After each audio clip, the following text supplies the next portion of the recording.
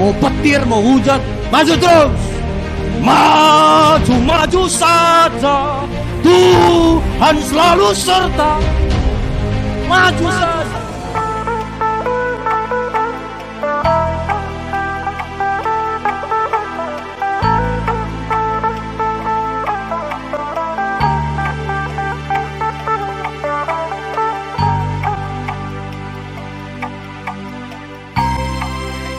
Hari ini kita akan sama-sama mendengar firman Tuhan tentang jangan takut. Bilang kiri kanan, jangan takut. Ketakutan itu bisa dialami oleh semua orang. Ketakutan itu bisa menyerang siapa saja. Termasuk orang-orang sekaya apapun dia, ketakutan itu bisa menyerang siapa saja. Tapi firman Tuhan hari ini bagi kita di dalam 2 Timotius pasal 1 ayat 7. Sebab Allah memberikan kepada kita bukan roh ketakutan, melainkan roh yang membangkitkan kekuatan, kasih dan ketertiban. Sekali lagi kita baca, ganti kata kita jadi aku. 1, 2, 3. Sebab Allah memberikan kepadaku bukan roh ketakutan, melainkan roh yang membangkitkan kekuatan, kasih dan ketertiban. Terjemahan Alkitab terjemahan sehari-harinya bilang begini. Sebab roh yang Allah berikan kepada kita bukanlah roh yang membuat kita menjadi penakut.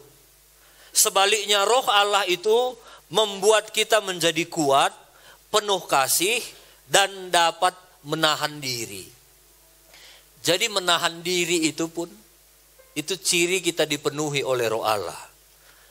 Bisa kita melawan tapi kita menahan diri, itu ciri kita dipenuhi oleh roh Allah.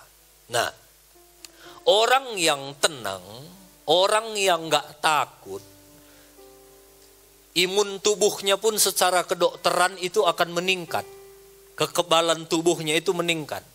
Tapi orang yang sering takut, belum apa-apa udah takut, belum apa-apa udah takut. Gimana nanti ini? Gimana? Sering dihantui ketakutan, imun tubuhnya itu akan turun. Makanya orang yang takut itu, dia akan sering dikuasai ketakutan. Nah, itu sebabnya hari ini buanglah setiap ketakutan dalam hidup kita supaya kita bisa mengalami Tuhan. Orang yang takut, dia bisa kehilangan rencana besar Allah dalam hidupnya. Allah itu punya rencana besar dalam hidup kita, tapi kalau kita sering takut, nggak mungkin, nggak bisa, nggak sanggup nyaku, maka akan kehilangan rencana besar Allah dalam hidup kita. Kalau kita ingat cerita Maria ibu Yesus, waktu itu dia sudah tunangan dengan Yusuf. Kalau di zaman Maria sudah tunangan pun belum bisa berhubungan intim suami istri. Tapi ternyata Maria didapatin sudah hamil. Itu satu ketakutan yang besar bagi Maria. Dan akibat kalau Maria itu sudah hamil sebelum pemberkatan nikah, sebelum menikah, itu bisa dilempari batu sampai mati. Dan waktu Maria didatangi malaikat, malaikat bilang kamu akan mengandung dan melahirkan seorang anak. Itu Maria takut. Dia bilang bagaimana mungkin? Aku ini belum bersuami. Walau dia sudah tunangan belum dinyatakan sebagai suami. Dia takut, nggak mungkin. Tapi untunglah Maria, dia kalahkan ketakutannya, dia bilang begini. Sesungguhnya aku ini hambamu, jadilah padaku menurut perkataanmu. Makanya akhirnya rencana besar Tuhan terjadi pada Maria. Nah, kenapa Maria tidak takut? Saya percaya dia itu punya pengenalan yang benar akan Tuhan. Dia tahu siapa yang datang dalam hidupnya. Pengenalan kita akan Tuhan itu akan menentukan tingkat ketenangan kita. Pengalaman kita bersama dengan Tuhan itu akan meningkatkan kepercayaan kita kepada Tuhan. Maaf Bapak Ibu, kalau nggak pernahnya kita mengalami pengalaman bersama dengan Tuhan, sulit bagi kita mempercayai Tuhan. Bagaimana caranya supaya kita bisa mengalami pengalaman bersama dengan Tuhan? Seperti yang selalu saya bilang, nggak cukup hanya percaya kepada Tuhan, tapi coba belajar mempercayai Tuhan. Banyak orang Kristen dia hanya percaya, tapi ketika ada masalah dia nggak berani mempercayakan masalahnya kepada Tuhan. Dia coba dengan caranya sendiri. Makanya banyak orang tidak mengalami Tuhan. Saya dalam pengalaman kehidupan saya, kenapa saya begitu percaya sekali kepada Tuhan? Karena dari kecil sampai hari ini, saya melihat bagaimana banyak sekali pertolongan Tuhan dalam hidup saya. Dalam hidup keluargaku, dalam pelayanan. Saya berapa tahun, mungkin 7-8 tahun lalu, saya kena gerenda. Saya kena gerenda kaki saya ini. Dan saya angkat sendiri kaki saya. Dan saya lihat kaki saya ini yang di sini itu udah tebelah gini, udah gantung-gantung. Dan aku lihat dengan mata kepalaku sendiri, darah itu nyemprot keluar. Aku lihat ada pecahan kayak gigi gitu, itu tulangnya itu udah kena. Gigi banyak di situ. Dan waktu aku lihat, aduh gak bisa lagi lah aku jalan ini. Ternyata hari ini masih bisa jalan. Itu pengalaman rohani kita bersama Tuhan. Waktu aku ingat itu, dulu pun kakiku udah kupikir gak bisa lagi nyaku jalan, gak bisa lagi lah aku bawa mobil, gak bisa lagi naik sepeda motor pun waktu itu susah sekali aku. Tapi hari ini aku bisa berdiri itu karena pertolongan Tuhan. Kami bangun gereja di Sugihen itu cuma dengan uang 4 juta. Cuma ada 4 juta kas. Kami bangun dengan iman. Dan ternyata Tuhan tolong. Gak ada proposal, gak ada minta-minta. Tolonglah. Dan Tuhan tolong sampai selesai. Itu pertolongan Tuhan. Pengalaman kita dengan Tuhan itu akan meningkatkan ketenangan kita bersama dengan Tuhan. Makanya hari ini percaya kepada Tuhan dan mulai coba senantiasa kita bertindak dengan iman. Supaya kita bisa melihat pertolongan Tuhan. Jadi kalau kita nggak bertindak dengan iman, kita hanya akan menjadi pendengar-pendengar kesaksian-kesaksian saja. Tapi kita tidak akan pernah mengalami kesaksian. Kalau saudara mau mengalami kesaksian, bertindaklah dengan iman. Walau kadang-kadang nggak masuk akal, bertindaklah dengan iman. Percaya asal Tuhan perintahkan, kerjakan saja. Kalau misalnya saya ini minta tolong sama Pran, tolong dulu belikan Kentucky Pran. Di mana Om? Di Rudang Hotel. Ini nanti uangnya ya, belikan tolong sekian. Oh iya Om, nggak ada kak keretaku ini Om. Ini pakai dulu keretaku nih. Karena aku yang menyuruh dia adalah orang yang menyuruh bertanggung jawab. Aku nggak hanya suruh-suruh saja, tapi aku sediakan uangnya, aku sediakan kendaraannya. Apalagi Bapak kita yang di sorga yang menyuruh kita melakukan firman Tuhan. Dia nggak asal suruh-suruh kita. Kalau Tuhan suruh kita lakukan sesuatu, dia sudah sediakan kekuatan, dia sudah sediakan kendaraan, dia sudah sediakan segala sesuatunya. Makanya rencana Tuhan kalau kita terima dengan percaya itu satu paket dengan penyediaannya. Di Alkitab ini banyak kali Tuhan suruh orang, nggak asal suruh. Satu kali waktu Petrus jala ikan dia nggak dapat satu apapun. Dia tepikan perahunya. Lalu datang Yesus. Yesus bilang, Simon Petrus tebarkan jalamu ke tengah. Petrus jawab gini dengan logikanya. Yesus sudah semalam-malaman aku tebarkan jalaku di tengah sana. Nggak ada satu pun ku dapat. Itu artinya Petrus sedang ngomong gini, aku ini bukan nelayan sembarangan. Aku pakai logika dan ikan itu didapat pada malam hari. Tapi untunglah dia nggak bertahan dengan logikanya, nggak masuk akal. Sekali lagi sama seperti Maria berkata, ya Tuhan sesungguhnya aku ini hambamu. Jadi padaku menurut perkataanmu. Sama Simon juga bilang begitu. Semalam-malaman sudah kutebarkan jala. Tapi karena engkau yang menyuruhnya, aku taat. Aku tundukkan semuanya logika-logikaku ini yang gak masuk akal ini di bawah kehendak Tuhan. Waktu dia bawa perahunya ke tengah, ternyata Tuhan sudah sediakan banyak ikan. Dia tangkap, bukan hanya untuk perahunya hampir tenggelam, perahu temannya juga dapat. Jadi asal Tuhan suruh, waktu Tuhan suruh Simon Petrus, dia gak asal suruh, di tengah laut sana sudah ada penyediaan Tuhan. Sama dengan hidup kita, kalau Tuhan suruh, sudah ada penyediaan Tuhan. Tapi bagaimana kita bisa dapat penyediaan Tuhan itu, tergantung ketaatan kita kepada firman Tuhan. Kalau kita hanya tahu, tapi nggak taat, kita hanya mungkin ada di logika-logika kita, tapi kita tidak akan mengalami mujizat Tuhan. Jadi kalau Tuhan suruh, taat saja. Rindu kita baca di dalam Mazmur pasal 46 ayat 12, ayat 1 sampai 12. Mazmur 46 ayat 1 sampai 12. Kalau namanya Mazmur itu biasa akan dibacakan dengan nyanyian. Untuk pemimpin biduan dari Bani Korah dengan lagu Almod. Ayat 2. Allah itu bagi kita tempat perlindungan dan kekuatan, sebagai penolong dalam kesesakan sangat terbukti. Sebab itu kita tidak akan takut sekalipun bumi berubah, sekalipun gunung-gunung goncang di dalam laut, sekalipun ribut dan berbuih airnya, sekalipun gunung-gunung goyang oleh geloranya. Kalau sela itu artinya berhenti sebentar. Itu tanda, jangan nanti kalau kamu baca Alkitab sela, kamu bilang enggak ya, supaya kamu mengerti. Sela itu artinya berhenti. Itu kode kalau orang nyanyi.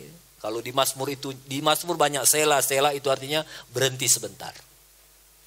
Kota Allah, kediaman yang maha tinggi, disukakan oleh aliran-aliran sebuah sungai. Allah ada di dalamnya, kota itu tak akan goncang. Allah akan menolong menjelang pagi. Bangsa-bangsa ribut, kerajaan-kerajaan goncang. Ia memperdengarkan suaranya dan bumi pun hancur. Tuhan semesta alam menyertai kita. Amin. Gitulah. Tuhan Allah menyertai kita. Amin. Kota benteng kita ialah Allah Yakub. Pergilah, pandanglah pekerjaan Tuhan yang mengadakan permusnahan di bumi, yang menghentikan peperangan sampai ujung bumi, yang mematahkan busur panah, menumpulkan tombak, membakar kereta-kereta dengan parang perang api. Diamlah dan ketahuilah bahwa akulah Allah. Aku ditinggikan di antara bangsa-bangsa, ditinggikan di bumi. Tuhan semesta alam menyertai kita. Kota benteng kita ialah Allah Yakub. Seperti itulah orang Israel itu suka menyanyikan Mazmur. Makanya gereja Ortodok ada beberapa gereja baca ayat ini seperti menyanyikan. Jadi kalau kita baca ayat ini, jangan takut. Tuhan semesta Allah menyertai kita. Masalah itu kadang datang gak diundang. Mama Mahaga hari Jumat waktu dia ke ladang pleset kerak. Harus diurut. Enggak diundang, datang. Saya dengan istri saya semalam malam sekitar jam 9 harus pergi ke desa Nangblawan 2. Karena satu orang pendeta kita wilayah Sibaya, pendeta Beras Tepu, Jeheskiel Ginting, sudah dipanggil Tuhan. Karena dia ada di wilayah dan kami merupakan pimpinan harus datang semalam. Dia sudah selesai, padahal dia belum begitu tua. Tidak diundang. Tapi itulah kehidupan. Kita juga dengar baru-baru ini ada satu keluarga Manulang. Keluarganya Bapak Mahaga. Naik mobil, ditabrak kereta api. Prak, satu keluarga selesai. Cuma tinggal istrinya sama satu anaknya yang selamat. Istrinya masuk rumah sakit, tapi satu anaknya selamat karena memang gak ikut di dalam mobil itu. Bayangkan waktu itu anaknya masih tidur di rumah. Sore waktu dia bangun sudah ada 6 peti di situ. 6, 1 bapaknya dan 5 saudaranya. Dan dia mungkin gak pernah mimpikan itu, gak pernah persiapkan diri untuk itu. Tapi itulah yang terjadi. Itulah masalah Bapak Ibu. Ada orang yang menghadapi masalah dia panik. Tapi ada juga orang yang menghadapi masalah dia tenang. Biasanya kenapa ada orang waktu dia menghadapi masalah dia tenang? Karena dia tahu kekuatanku gak akan melebihi masalahku itu. Dia sadar ada kekuatanku lebih besar dari masalahku. Tapi kalau ada masalah yang datang besar sekali dan kita berpikir, aduh gak kuat aku menghadapinya. Aku harus tanya pakarnya. Dan waktu kita tanya pakarnya itu pun angkat tangan. Disitulah banyak orang akhirnya menyerah dan banyak yang putus asa. Kenapa? Karena dia berpikir masalahku terlalu besar. Jadi kalau ada orang yang merasa masalahnya terlalu besar, karena dia mungkin lupa ada Tuhan yang lebih besar. Kenapa ada juga kita dengar ada orang-orang yang baru-baru ini ya, satu ibu, dia minum racun sama beberapa anaknya, ditinggalkannya satu anaknya, ditulisnya di dinding. Nakku, bapak sama mama sama anak adik-adikmu pergi ya, hidup baik-baik ya. Kok ada yang begitu? Ya mungkin masalahnya besar. Tapi kalau dicari-cari mungkin ada juga orang yang lebih besar masalahnya dari masalah yang bunuh diri itu. Tapi kenapa dia nggak kuat? Mungkin salah satunya karena dia lupa ada Tuhan yang bisa menolong dia. Nah hari ini kita dikuatkan lagi oleh firman Tuhan, jangan takut. Ada Tuhan yang bersama dengan kita. Jangan biasakan hidup dalam ketakutan. Ada orang sudah terlatih hidup dalam ketakutan. Dilihatnya cuaca, didengarnya berita, sudah mengerikan sekarang. Gimana nanti kami ini? Gimana nanti kami ini? Didengarnya lagi PHK di mana-mana. Gimana nanti kalau aku di PHK? Belum di PHK itu. Tapi berapa banyak orang yang dihantui ketakutan. Dilihatnya lagi orang yang narkobaan. Aduh, gimana nanti kalau anakku narkobaan? Jangan biasakan diri dihantui ketakutan. Karena banyak orang akhirnya sama kayak tikus masuk perangkap. Orang yang suka dihantui ketakutan, dia sendiri akan masuk perangkap ketakutan yang dia buat sendiri.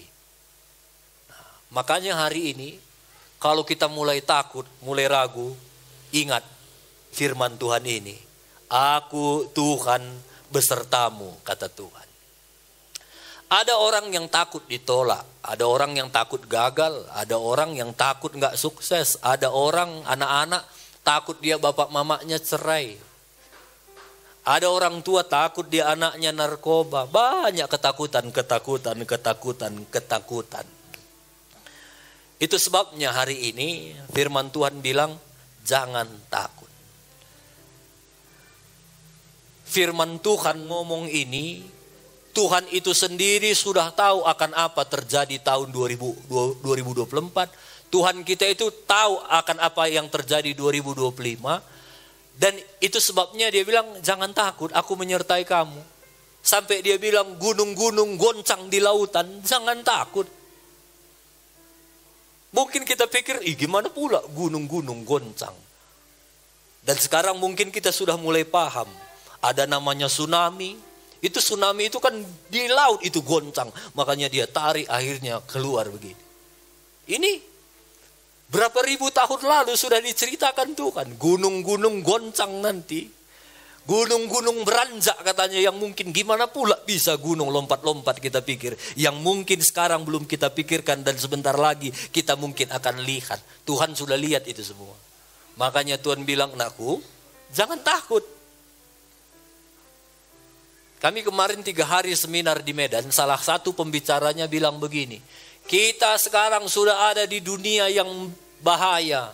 Lapisan ozon ini sudah menipis. Dan hampir nggak ada manusia yang peduli katanya. Ini makin tipis dan makin panas. Ini nanti hancur bumi ini. Terbakar kita semuanya. Itu sebabnya mulai sekarang peduli dengan lingkungan. Peduli dengan bumi katanya. Makanya kami diajari itu teknik. Salah satunya dengan sampah. Kita kelola sampah supaya bumi ini tidak cepat menua katanya. Di sini pun nggak kayak dulu lagi. Kalau dulu masih seringnya kita pagi-pagi ngomong keluar asap-asap begitu ya. Sekarang sudah hampir nggak ada. Makanya pembicara itu bilang, kalian jangan hanya peduli dengan diri kalian. Ingat masih ada anak kalian, cucu kalian yang akan mendiami bumi. Sebisa mungkin jaga bumi. Nah, jadi ini kan semuanya hal-hal yang mengerikan. Kita mulai berpikir kemana lagi nanti aku? Dari mana aku dapat pertolongan? Makanya Mazmur 46 ayat 2 Tuhan bilang begini. Allah itu bagi kita tempat perlindungan dan kekuatan. Sebagai penolong dalam kesesakan. Sangat terbukti. Ada lagunya ini, lagu lama. Allah itu bagi kita tempat perlindungan dan kekuatan. Allah itu bagi kita tempat perlindungan dan kekuatan. Sebagai penolong dalam kesesakan sangat terbukti. Sebagai penolong dalam kesesakan sangat terbukti. Apapun kesesakan kita, Allah sebagai penolong yang sangat terbukti. Amin. Kita itu terbatas Bapak Ibu. Tenaga kita terbatas. Kemampuan kita terbatas. Uang kita terbatas. Tapi Tuhan, Dia nggak terbatas. Dia sanggup menolong kita. Ayat 8. Tuhan semesta alam menyertai kita, kota benteng kita ialah Allah Yakub. Ayat yang sama persis, nggak ada bedanya, diulang lagi di ayat 12. Tuhan semesta alam menyertai kita, kota benteng kita ialah Allah Yakub. Dalam terjemahan lainnya, Allah semesta alam itu artinya Allah yang menciptakan alam, Allah yang menciptakan dunia. Allah yang menciptakan dunia itu menyertai kita. Bagaimana Allah itu menciptakan dunia? Dia hanya ngomong. Jadi langit dan bumi, jadi. Jadi binatang, jadi. Jadi cakrawala, jadi. Dengan gampangnya Tuhan menciptakan segala sesuatunya. Betapa dahsyatnya Tuhan kita. Dan Tuhan yang hanya ngomong itu bilang sama kita, umat-umat jemaat GBD Ilau Gendap, aku Allah pencipta langit dan bumi yang akan menyertai kamu. Apalagi yang kita takutkan? Dia tinggal ngomong jadi langit dan bumi jadi. Kita mau apa? Tinggal kita hidup berkenan kepada Tuhan, Dia menyertai kita. Amin. Allah itu tempat perlindungan. Kalau tempat perlindungan itu saya ibaratkan seperti ada satu batu karang di tengah lautan. Di puncak batu karang itu ada satu lubang. Dan di dalam lubang itu ada burung induknya dan anak-anaknya. Mereka bersuka cita. Padahal mereka hidup di tengah ombak. Ombak itu sering hantam batu karang itu. Puah. Tapi mereka tenang. Wik. Dihantam lagi makin sore, air pasang itu makin kuat. Mereka nggak takut, mereka bersuka karena mereka ada di dalam tempat perlindungan. Begitulah kita anak-anak Tuhan. Tuhan melindungi kita, Tuhan menyertai kita. Allah perlindungan dan kekuatanku. Penolong dalam kesesakan. Bapak Ibu, Tuhan itu begitu mengasihi kita, begitu melindungi kita. Sampai dia sering bilang begini, burung di udara yang gak dianggap, yang kalau dijual pun cuma seduit, kata firman Tuhan, itu pun kupelihara. Dan firman Tuhan bilang gak ada satu burung pun yang jatuh tanpa seizinku. Kalau kita baca ayat ini, kalau kamu nembak burung dan burung itu kena, itu bukan karena kamu jago menembak burung, tapi karena itu memang sudah diizinkan Tuhan. Mau sejago apapun kamu, kalau gak diizinkan Tuhan, gak kena. Itu firman Tuhan. Firman Tuhan bilang burung di udara yang gak ada waktu panen, gak ada waktu menabur, gak punya ATM, gak punya M-banking, gak punya tanah, gak punya warisan dari neneknya, pun kupelihara. Apalagi kamu, apalagi kita umat-umat Tuhan yang dikasihinya. Bilang kiri kanan, malulah sama burung, bilang.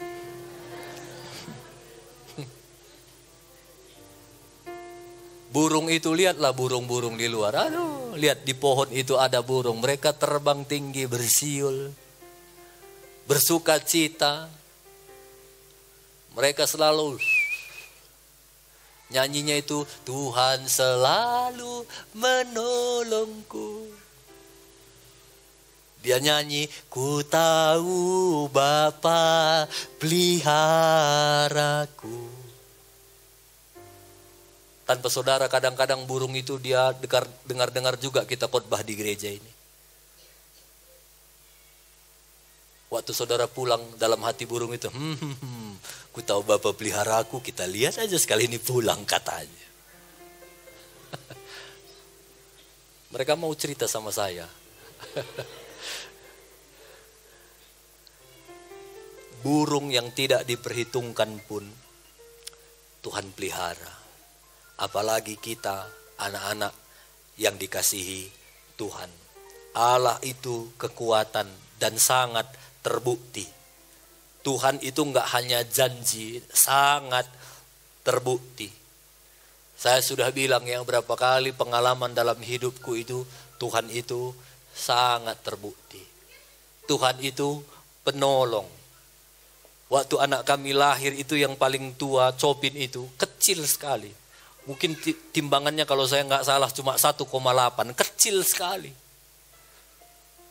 Sampai waktu lahir itu harus kasih susu dan susunya itu nggak ada dimanapun mau dibeli. Dokter bilang kamu harus cari, saya keliling kemana-mana, nggak ada satu pun jual susu itu.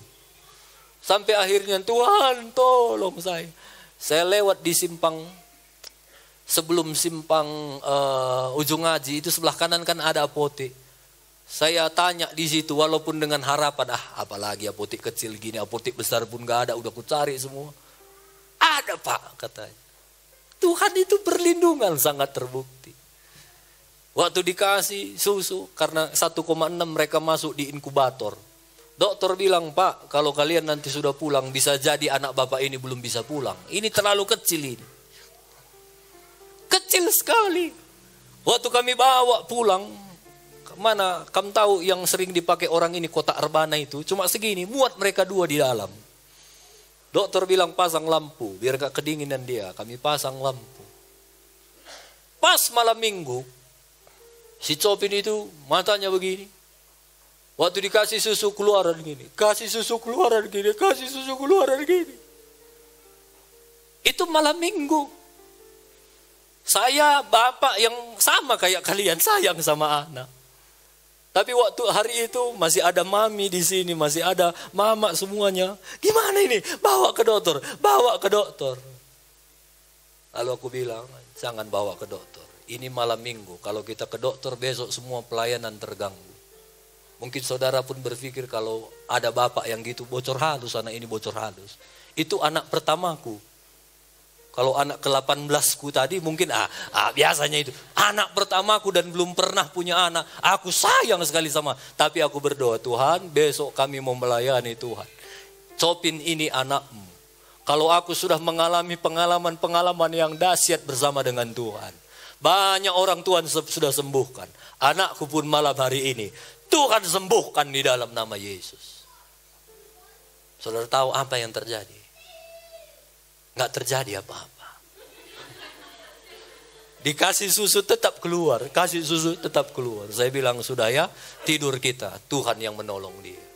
Saya sama istri naik ke tangga. Belum terjadi mujizat.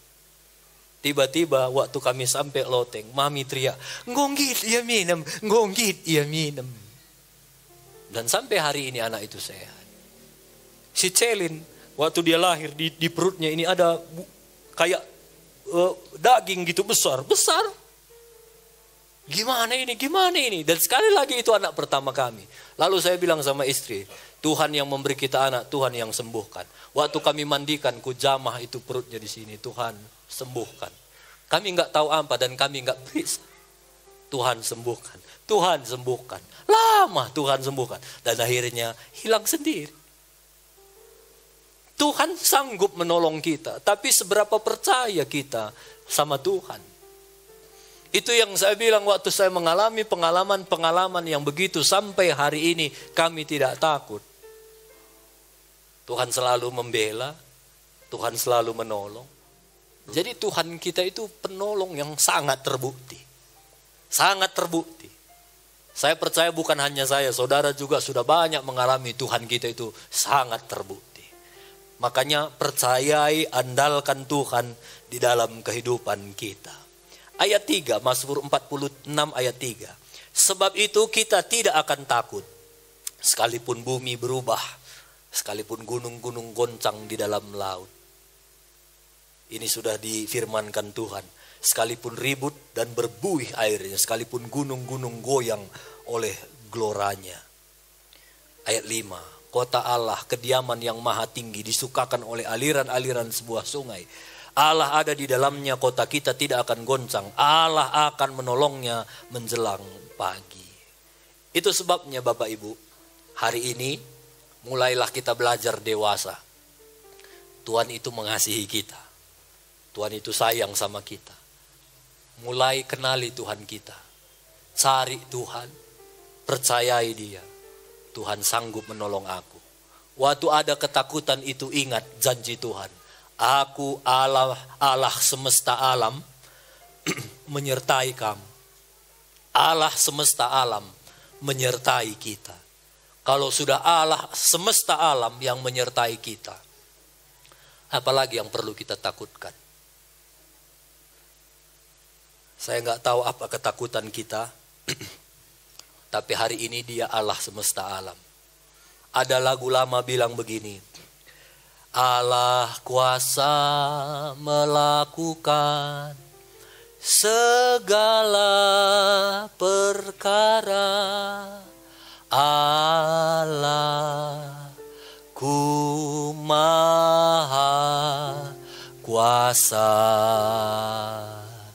Dia ciptakan seisi dunia, atur segala masa. Allah ku maha kuasa.